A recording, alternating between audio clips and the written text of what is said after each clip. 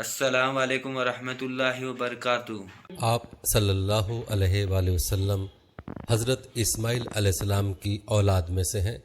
اسماعیل علیہ السلام کی خاطر جب اللہ تعالیٰ نے زمزم کا کنواں جاری کیا تو قبائل جرہم اور قیاد کے خانہ بدوش عرب سید حاجرہ کی اجازت سے وہاں آ کر رہائش پذیر ہوئے۔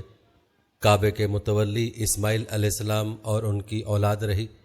ایک عرصے کے بعد بنو جرہم اور سیدنا اسماعیل کی اولاد میں کعبے کی تولیت کے سلسلے میں جھگڑا ہوا تو کعبے کی خدمت اور تولیت اولاد اسماعیل اور بنو جرہم میں تقسیم ہو گئی، اور جب بنو خزاعہ نے لڑ کر مکے پر قبضہ کیا تو ایک مدت تک کعبے کی تولیت بھی ان کے پاس رہی، لیکن بنو اسماعیل بہرحال مکے ہی میں رہے۔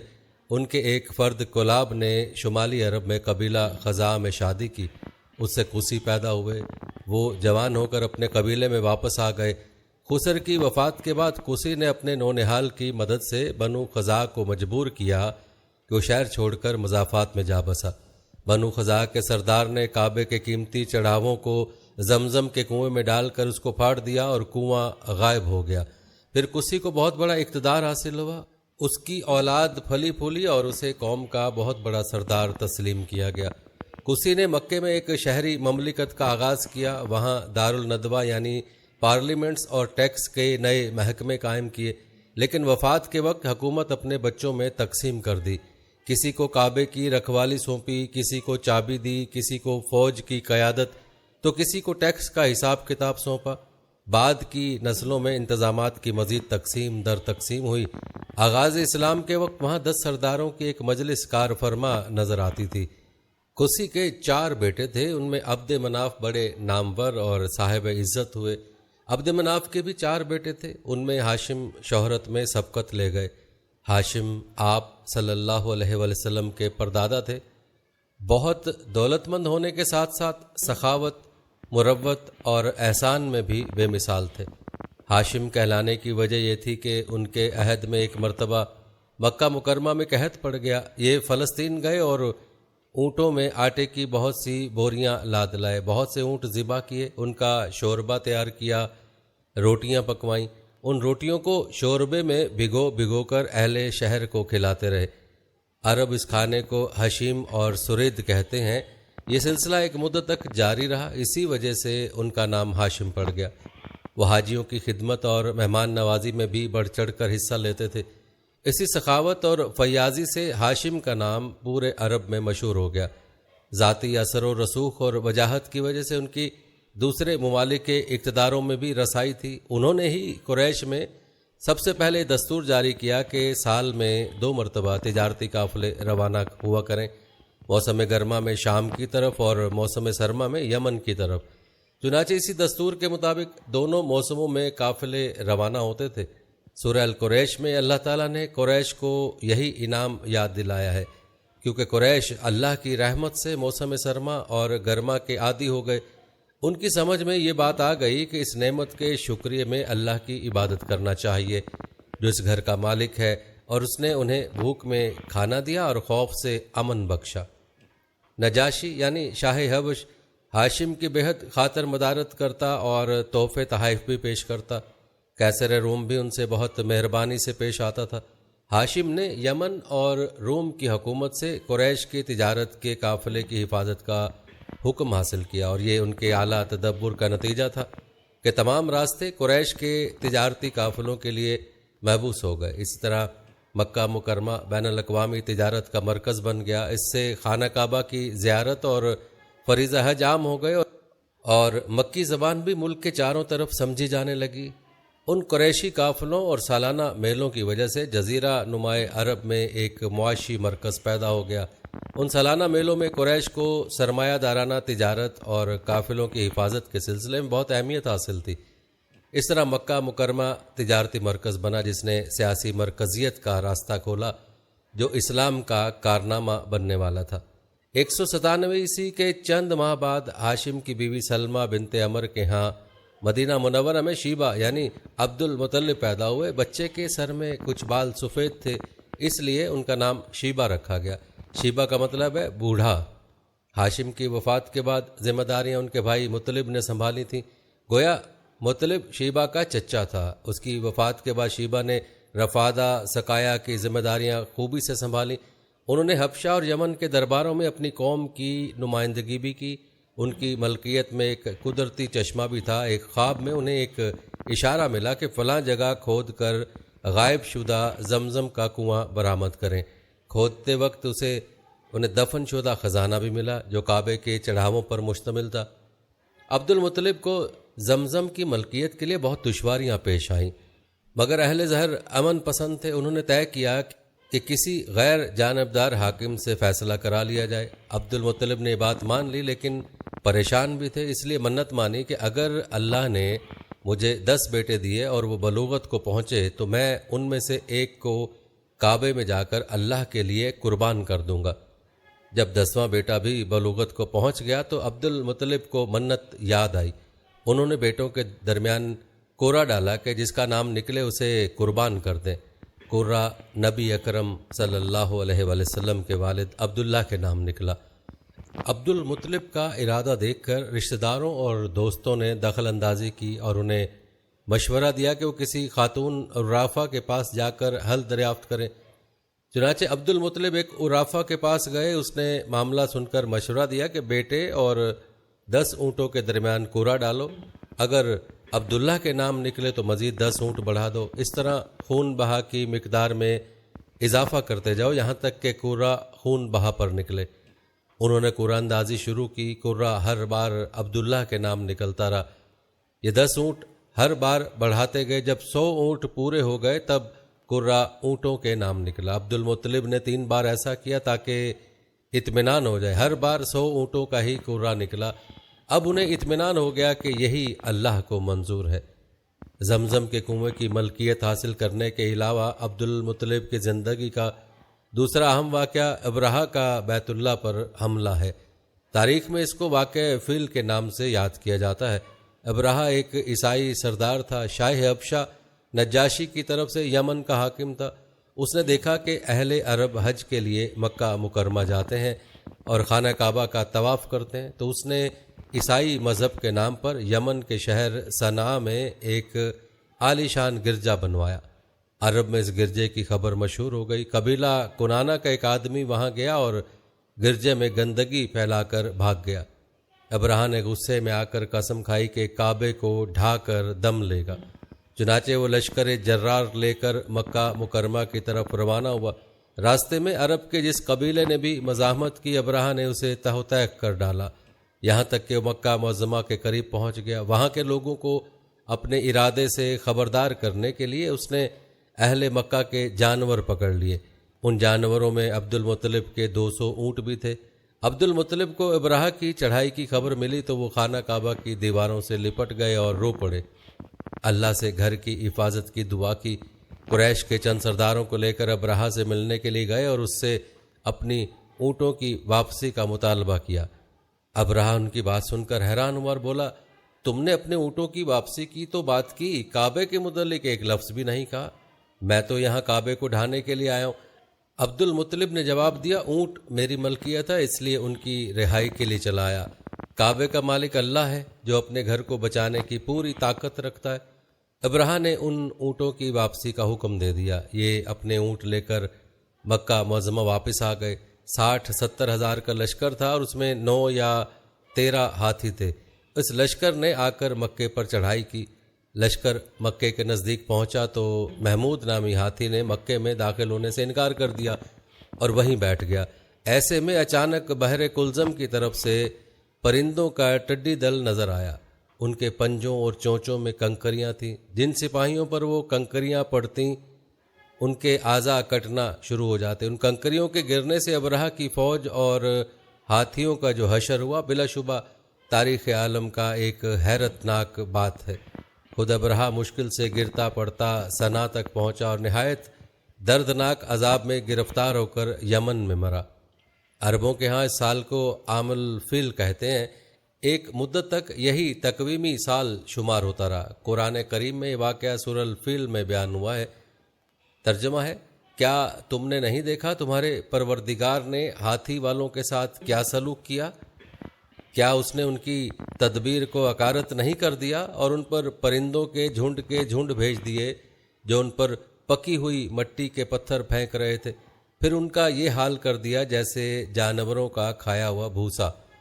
واقع فیل کے 50-55 دن بعد عبد المطلب کعبے کا طواف کر رہے تھے کہ انہیں پوتے کی ولادت کی خوشخبری ملی۔ 75 سالہ دادا بہت خوش ہوئے۔ نبی کریم صلی اللہ علیہ وآلہ وسلم ان کے پیارے فرزند جناب عبداللہ کی یادگار تھے، جن کی زندگی 100 اونٹوں کی قربانی دے کر بچائی گئی تھی، لیکن پھر اچانک وہ فوت ہو گئے۔ ان کی وفات سے بوڑھے باپ کو جو صدمہ پہنچا تھا، پوتے کی ولادت سے ایک حد تک وہ کم ہو گیا۔ عبداللہ کی والدہ یعنی نبی صلی اللہ علیہ وآلہ وسلم کی دادی کا نام فاطمہ بنت عمر تھا۔ عبداللہ کے 2 سگے بھائی زبیر اور ابو طالب تھے۔ بی بی آمنہ سے نکاح کے بعد عبداللہ نے رواج کے مطابق 3 دن تک سسرال میں قیام کیا، جس کے بعد تجارت کی غرض سے شام چلے گئے۔ واپسی پر یثرب یعنی مدینہ منورہ میں ٹھہرے تاکہ اپنے والد کے حکم کے مطابق کھجوروں کا سودا کریں۔ مدینہ منورہ میں قیام کے دوران وہ بیمار ہو گئے۔ آپ کی بیماری کی خبر مکہ پہنچی تو عبد المطلب نے فوراً اپنے بڑے بیٹے حارث کو عبداللہ کی خبر گیری کے لیے مدینہ روانہ کیا۔ حارث پہنچے تو معلوم ہوا کہ 1 ماہ بیمار رہنے کے بعد عبداللہ انتقال کر گئے ہیں۔ انتقال کے وقت انہوں نے 5 اونٹ، چند بکریاں اور 1 باندی چھوڑی، جس کی کنیت ایمن اور نام برکت تھا۔ عبداللہ کا انتقال اپنے پیغمبر بیٹے کی ولادت سے چند ماہ پہلے ہی ہو گیا تھا۔ گویا آپ صلی اللہ علیہ وآلہ وسلم شکم مادر ہی میں یتیم ہو گئے تھے۔ آپ کی والدہ سیدہ آمنہ طہارت نفس، شرافت، عزت، عفت، عصمت اور پاک بازی میں بے مثال تھیں۔ اپنی قوم میں سیدۃ النساء کے لقب سے مشہور تھیں۔ ددیال اور ننھیال دونوں کے اعتبار سے آپ عرب کے بہترین قبیلے اور بہترین قوم میں سے تھیں۔ ولادت باسعادت کے بعد 3-4 دن تک آپ کی والدہ نے آپ کو دودھ پلایا۔ پھر آپ کے چچا ابو لہب کی آزاد کردہ کنیز سویبہ نے اور پھر حلیمہ سعدیہ نے دودھ پلایا۔ اکثر سیرت نگاروں نے کنیز کا نام صوبیہ ہی لکھا ہے، لیکن دراصل اس کا نام سویبہ تھا۔ جس طرح صحیح بخاری اور سیرت نگاری کے عالمی مقابلے میں اول آنے والی سیرت نبوی پر مستند کتاب الرحیق المختوم میں مذکور ہے، دودھ پلانے کی ذمہ داری ماہ ربیع الاول 52 قبل ہجری یعنی اپریل 571 عیسوی میں سونپی گئی۔ اس زمانے میں عرب میں دستور تھا جو آج کے دور میں بھی باقی ہے کہ نوزائیدہ بچوں کو دودھ پلانے کے لیے شرفا ابتدا ہی سے دیہات میں بھیج دیا کرتے تھے تاکہ دیہات کی صاف ستھری اور کھلی آب و ہوا میں ان کی پرورش ہو سکے، زبان اہل عرب جیسی فصیح ہو جائے اور اہل عرب کی دیگر خصوصیات اوائل عمر ہی سے بچوں میں راسخ ہو جائیں۔ اس دستور کے مطابق سال میں 2 مرتبہ بنی سعد کی عورتیں شیرخوار بچوں کی تلاش میں آیا کرتی تھیں۔ چنانچہ آپ کی پیدائش کے 8 دن بعد انہی عورتوں کے ساتھ حلیمہ سعدیہ بھی تشریف لائیں۔ دوسری عورتوں کو تو مکہ مکرمہ کے کھاتے پیتے گھرانوں کے بچے دودھ پلانے کے لیے مل گئے، لیکن حلیمہ سعدیہ خالی ہاتھ رہ گئیں۔ نبی کریم صلی اللہ علیہ وآلہ وسلم چونکہ یتیم تھے، اس لیے انعام و اکرام کی امید کم تھی، اس لیے کسی عورت نے ان کے گھر کی طرف توجہ نہ کی۔ آخر جب روانگی کا وقت آیا تو حلیمہ کو خالی ہاتھ جانا بہت ناگوار گزرا اور اللہ کی طرف سے ان کا دل اس یتیم بچے کی طرف کھنچنے لگا۔ چنانچہ انہوں نے اپنے شوہر حارث سے جا کر کہا کہ اللہ کی قسم مجھے یہ اچھا نہیں لگتا کہ میری ساری سہیلیاں تو بچے لے کر جائیں اور میں اکیلی کوئی بچہ لیے بغیر جاؤں، میں جا کر اس یتیم بچے کو ہی لے لیتی ہوں۔ شوہر نے یہ سن کر کہا کہ کوئی حرج نہیں، ممکن ہے اللہ ہمارے لیے اسی میں برکت عطا کر دے۔ اس کے بعد انہوں نے جا کر بچے کو لے لیا۔ قافلہ روانہ ہوا، سب سوار ہو کر چل پڑے۔ حلیمہ سعدیہ بھی آپ کو لے کر چلیں۔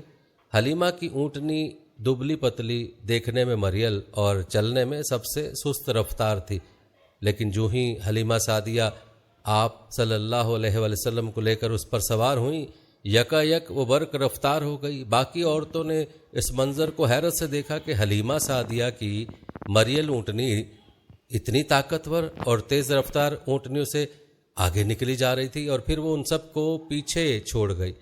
یہ تبدیلی دوسری عورتوں کے لیے کسی معجزے سے کم نہیں تھی۔ حلیمہ کے والد عبداللہ بن حارث تھے، وہ نبی صلی اللہ علیہ وسلم کے رضائی نانا ہوئے۔ حلیمہ کے شوہر کا نام حارث بن عبدالعزیٰ تھا۔ یہ دونوں ہی قبیلہ سعد بن بکر بن حوازن سے تعلق رکھتے تھے۔ اس طرح حارث کے بچے آپ کے رضائی بھائی بہن ہوئے۔ جب تک آپ صلی اللہ علیہ وسلم حلیمہ سعدیہ کے گھر رہے، ان کا گھر برکتوں سے مالا مال رہا۔ حلیمہ بیان کرتی ہیں کہ وہ جب آئی تھیں تو قحط سالی کا دور تھا۔ ان کے پاس ایک گدھی تھی جو اس قدر دبلی پتلی اور مریل تھی کہ پورے قافلے میں سب سے سست اور مریل چال چلتی تھی۔ ایک اونٹنی بھی تھی مگر وہ قطرہ دودھ کا نہیں دیتی تھی۔ حلیمہ کا اپنا بچہ بھوک سے بے قرار ہو کر بلکتا رہتا تھا، خود سوتا نہ ماں باپ کو سونے دیتا۔ مگر جب وہ آپ صلی اللہ علیہ وسلم کو لے کر اپنے گھر آئی اور آپ صلی اللہ علیہ وسلم کو گود میں لیا تو سینہ دودھ سے بھر گئے، یہاں تک کہ آپ نے پیٹ بھر کر دودھ پیا، اور آپ صلی اللہ علیہ وسلم کے ساتھ حلیمہ کے بیٹے نے بھی خوب دودھ پیا۔ پھر دونوں آرام کی نیند سو گئے۔ اس رات حلیمہ کا بچہ بالکل نہ رویا۔ ادھر شوہر اونٹنی کے پاس گیا تو کیا دیکھتا ہے کہ تھن سے دودھ ابلتا جاتا ہے۔ چنانچہ وہ دودھ دوہنے لگا۔ اس نے اس قدر دودھ دوہا کہ گھر کے سب برتن بھر گئے۔ دونوں نے خوب دودھ پیا اور آرام کی نیند سو گئے۔ حلیمہ سعدیہ کا گھرانہ سب سے زیادہ قحط زدہ تھا، لیکن مکہ سے واپسی کے بعد ان کی یہ حالت ہوئی کہ جب بکریاں چر کر گھر واپس آئیں تو کوکھیں نکلی ہوئی تھیں اور تھن دودھ سے لبریز تھے۔ اب گھر والے خوب دودھ پینے لگے، جبکہ قحط کی وجہ سے دوسرے گھرانوں کو دودھ بالکل نہیں ملتا تھا۔ یوں اس گھرانے کو مسلسل خیر و برکت نصیب ہوئی۔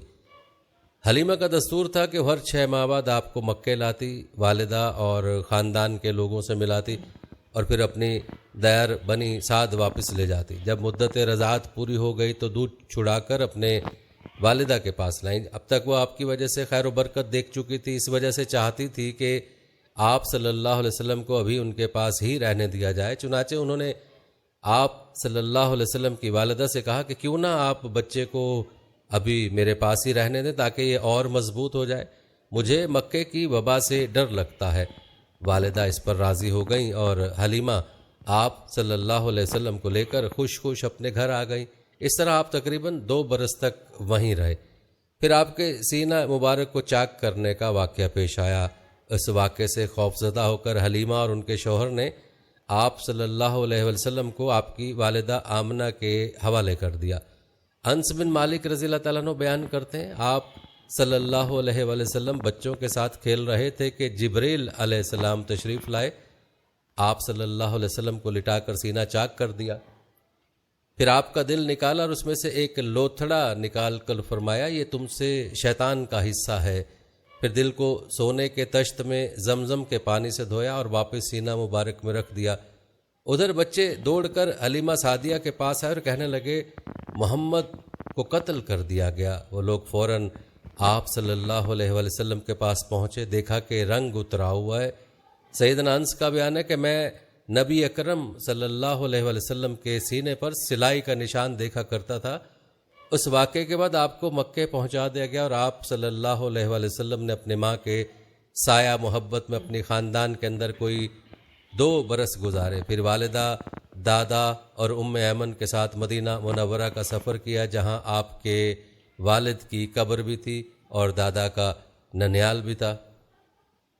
مدینے میں 1 ماہ رہ کر واپس ہوئے تو راستے میں آپ کی والدہ بیمار ہو گئیں اور مقام ابوا پہنچ کر انتقال کر گئیں۔ ان للہ و انا الیہ راجعون، انہیں وہیں دفن کیا گیا۔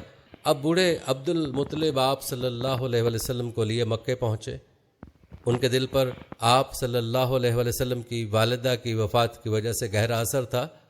آپ صلی اللہ علیہ وسلم کے لیے ان کے دل میں ایسی محبت پیدا ہوئی کہ خود ان کی اپنے بیٹوں کے لیے ویسی محبت نہ تھی۔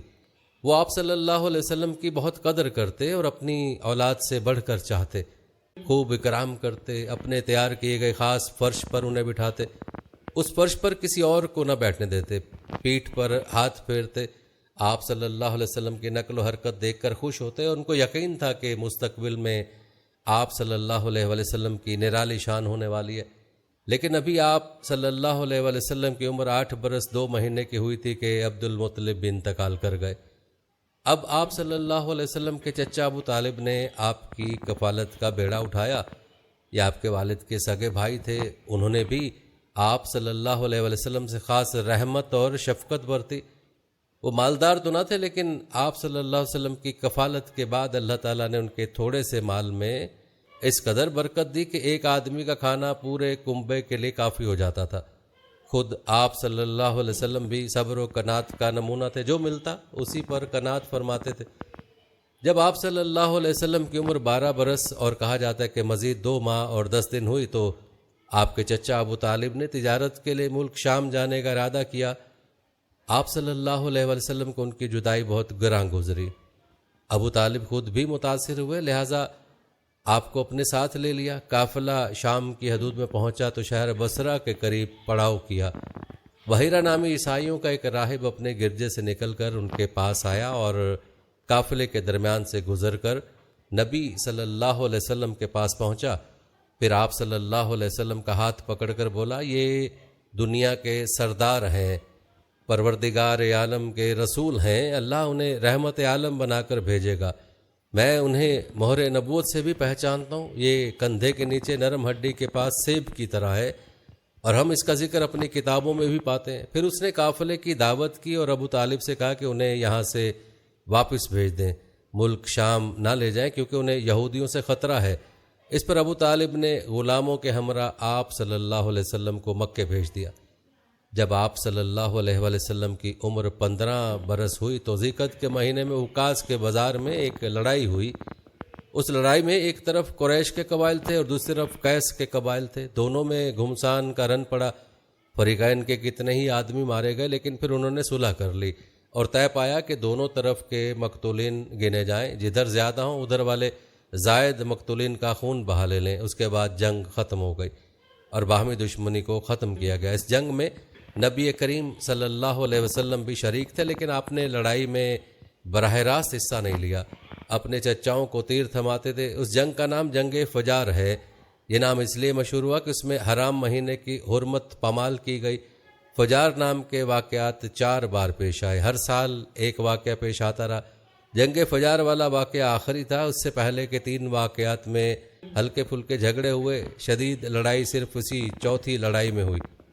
اس جنگ کے بعد ذیقعدی کے مہینے میں 5 قبائل کے درمیان ایک عہد نامہ طے پایا، حلف الفضول کہا جاتا ہے اس عہد نامے کو۔ ان قبائل کے نام یہ ہیں: بنو ہاشم، بنو مطلب، بنو اسد، بنو عبداللزا، بنو زہرا اور بنو تین۔ اس کی وجہ یہ ہوئی کہ یمن کا ایک آدمی اپنا سامان تجارت لے کر مکے میں آیا۔ عاص بن وائل نے اس سے وہ مال خرید لیا لیکن قیمت ادا نہ کی۔ اس نے بنو عبدالدار، بنو مخزوم، بنو سہم اور بنو عدی سے فریاد کی، لیکن انہوں نے کوئی توجہ نہ دی۔ چنانچہ اس نے ابو قبیس کے پہاڑ پر چڑھ کر چند اشعار پڑھے جن میں اپنی مظلومیت کا نقشہ کھینچا اور آواز لگائی کہ کوئی تو اس کا حق دلانے کے لیے اس کا مدد کرے۔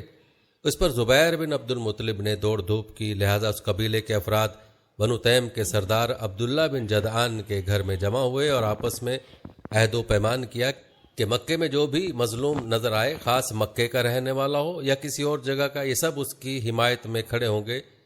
انہوں نے عاص بن وائل سے بھی اس کا حق لے کر اس کے حوالے کیا۔ اس عہد و پیمان میں آپ بھی اپنے چچاؤں کے ساتھ تھے۔ نبوت سے سرفراز ہونے کے بعد آپ صلی اللہ علیہ وسلم فرمایا کرتے تھے، میں عبداللہ بن جدان کے مکان پر ایک ایسے معاہدے میں شریک ہوا کہ مجھے اس کے بدلے سرخ اونٹ بھی پسند نہیں، اور اگر میں اس کے لیے اسلام کے دور میں بلایا جاتا تو ضرور جاتا۔ نبی اکرم صلی اللہ علیہ وسلم یتیم پیدا ہوئے اور اپنے دادا پھر چچا کی کفالت میں رہے۔ والد سے وراثت میں جو کچھ ملا تھا اس سے کچھ نہیں ہو سکتا تھا، چنانچہ جو ہی آپ صلی اللہ علیہ وسلم کچھ کرنے کے لائق ہوئے، اپنے رضائی بھائیوں کے ساتھ دیار بنی سعد میں بکریاں چرانے لگے۔ پھر جب مکہ معظمہ آئے، وہاں چند قیرات کے عوض اہل مکہ کی بکریاں چرائیں۔ قیرات 1 دینار کا 20واں یا 24واں حصہ ہوتا ہے۔ اس کی قیمت زمانے میں بمشکل 80-90 روپے سمجھ لیں۔ کم عمری میں بکریاں چرانا انبیاء کی سنت ہے۔ ایک بار عہد نبوت میں آپ صلی اللہ علیہ وسلم نے فرمایا، کوئی بھی نبی نہیں گزرا مگر اس نے بکریاں ضرور چرائیں۔ پھر جب آپ جوان ہو گئے تو تجارت شروع کی۔ بعض روایت کی روح سے آپ صلی اللہ علیہ وسلم صاحب بن ابی صاحب کے ساتھ مل کر تجارت کرتے تھے۔ آپ تجارت میں بہترین ساتھی تھے، لین دین کے معاملے لڑتے جھگڑتے تھے، نہ بحث کرتے تھے۔ تمام معاملات میں آپ صلی اللہ علیہ وسلم حد درجے امانت دار، سچے اور پرہیزگار مشہور تھے۔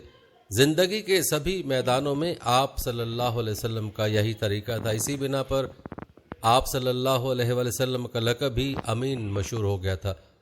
ان تمام وجوہات کی بنا پر آپ صلی اللہ علیہ وآلہ وسلم کی شہرت سن کر سیدہ خدیجہ نے آپ صلی اللہ علیہ وسلم کو تجارت کے لیے اپنے مال کی پیشکش کی.